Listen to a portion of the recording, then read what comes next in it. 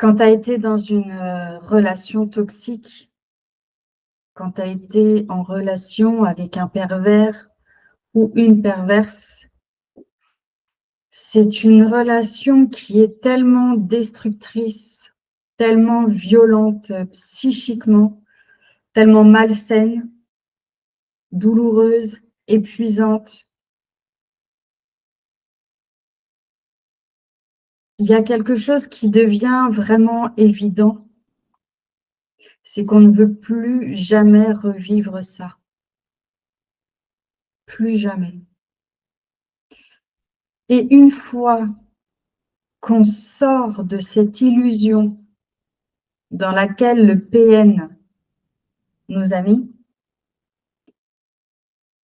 c'est encore plus douloureux parce que là, on tombe des nues, on comprend, on réalise, on se rend compte du sadisme, du vide intérieur de l'autre, de la manipulation, de cette façon que l'autre avait de nous faire culpabiliser en permanence pour un oui, pour un non. Et forcément, tout notre système nerveux en garde la trace. Alors, comment ne plus jamais retomber dans une relation telle que celle-là? Comment ne plus attirer de pervers ou de perverses? Et comment, au contraire, attirer de belles relations, de belles personnes? Peut-être que tu as vécu des nuits sans sommeil parce que tu te demandais si tu étais folle ou fou. Il y a sûrement eu des moments où tu t'es excusé alors que c'est toi qui avais été blessé. Et des situations où tu n'osais même plus donner ton avis juste pour éviter une crise. C'est une mémoire émotionnelle qui crée une vigilance extrême. Une hyper-surveillance intérieure.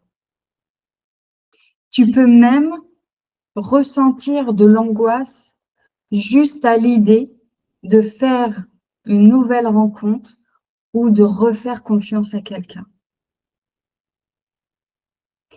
C'est tout à fait normal. Alors concrètement, comment on fait?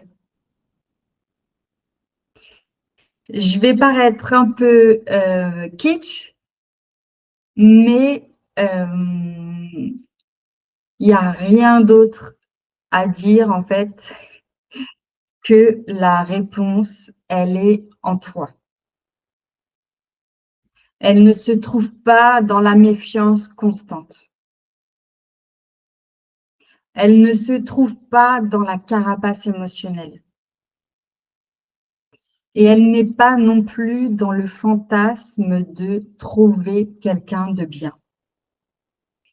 Le point central sera toujours ton champ intérieur, c'est-à-dire ta vibration, tes blessures, tes mémoires et ta relation à toi-même.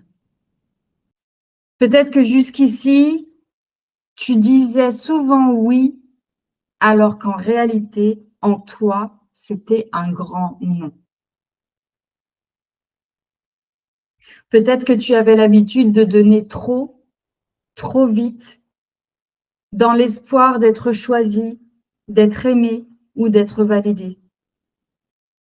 Peut-être que tu avais l'habitude de te justifier, de rationaliser, de minimiser des comportements inadmissibles, comme les mensonges, la dévalorisation, le silence punitif, les moqueries et l'instabilité émotionnelle.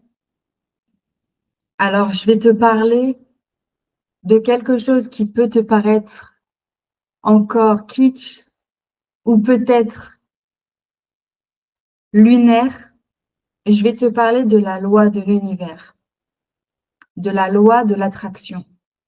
Elle est simple et elle est claire, mais pas toujours comprise.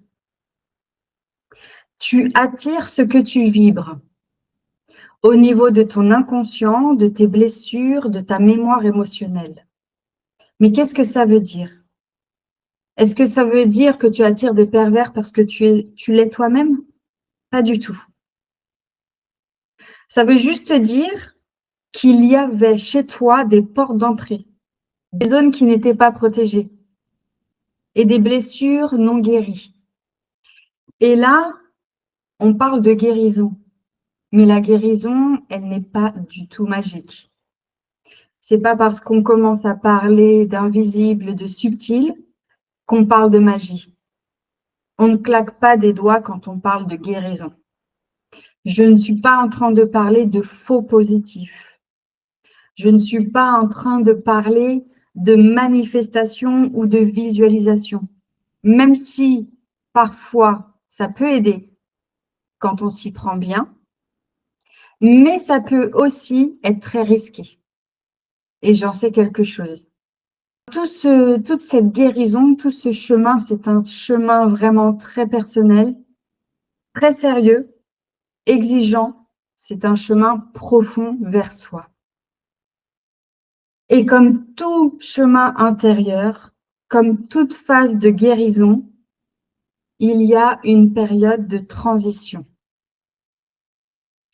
une sorte de zone désertique. Il n'y a pas un avant et un après. Il y a un avant, un pendant et un après. Et c'est précisément à ce moment-là, pendant cette phase de transition, que tout se joue. Parce qu'avant la phase de transformation extérieure, il y a celle de la transformation intérieure. Avant l'alignement, il y a la preuve. Avant la souveraineté, il y a la cohérence. Alors, dans un premier temps, il va y avoir ce que j'appelle la théorie. On peut l'appeler comme ça parce qu'en fait, ça va être tout le travail d'introspection. Par exemple, le moment où tu vas comprendre et mettre le doigt sur tes blessures, le moment où tu vas identifier ce où tu t'es trahi, où tu vas voir tes propres mécanismes d'auto-sabotage et où tu vas décoder peut-être ta peur de la solitude. Il y aura aussi les moments où tu reconnais que tu as accepté l'inacceptable pour ne pas perdre quelqu'un. Et puis va venir la pratique. Et là, c'est un moment où on pourrait dire que la vie te parle et te dit « montre-moi ce que tu as appris ». Quand on le vit, on pourrait le prendre pour une période d'acharnement contre soi. Mais en réalité, il faut vraiment comprendre cette période pour pouvoir la mener à bien et surtout garder la tête haute. Par exemple, tu vas rencontrer quelqu'un qui avance trop vite. Avant, tu aurais peut-être confondu ça avec de l'intensité ou de la connexion. Mais cette fois-ci, tu vas poser des limites saines. Et si on te manque de respect subtilement, avant, tu aurais pu rationaliser cette situation. Mais cette fois-ci, tu vas parler, discuter. Ou alors, tu vas partir, tout simplement. Quelqu'un t'envoie un message confus, te complimente, puis te retire son attention. Avant, tu aurais peut-être cherché à comprendre, à plaire, à rattraper la situation. Mais cette fois-ci, tu ne réponds pas à l'ambiguïté. Au contraire, tu t'honores. Quand tu réalises ça, tu es dans la validation vibratoire. C'est la fin de l'auto-trahison. C'est le moment où tu passes du concept à l'incarnation. Et là, petit à petit, ton énergie, elle va se stabiliser et s'équilibrer. Tu vas devenir inatteignable par la prédation émotionnelle. Ton champ va naturellement se fermer aux perturbateurs et s'ouvrir à l'alignement. Ça peut paraître très simple, dit comme ça, mais en réalité, ça ne l'est pas. Ça demande du courage, de la patience et de l'intégrité envers soi-même. C'est une phase qui peut être longue, qui est certainement difficile, où tu vas rencontrer des épreuves, mais c'est un chemin qui va te mener à toi, à ta souveraineté, à ta paix intérieure, à ta capacité à aimer sans te perdre, à t'ouvrir sans te dissoudre. Tu ne vas plus chercher l'amour, tu vas simplement le vibrer.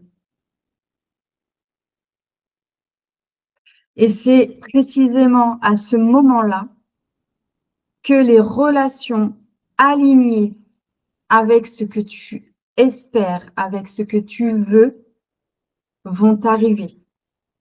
Parce que tu deviens ton propre choix, ta propre maison, ta propre source.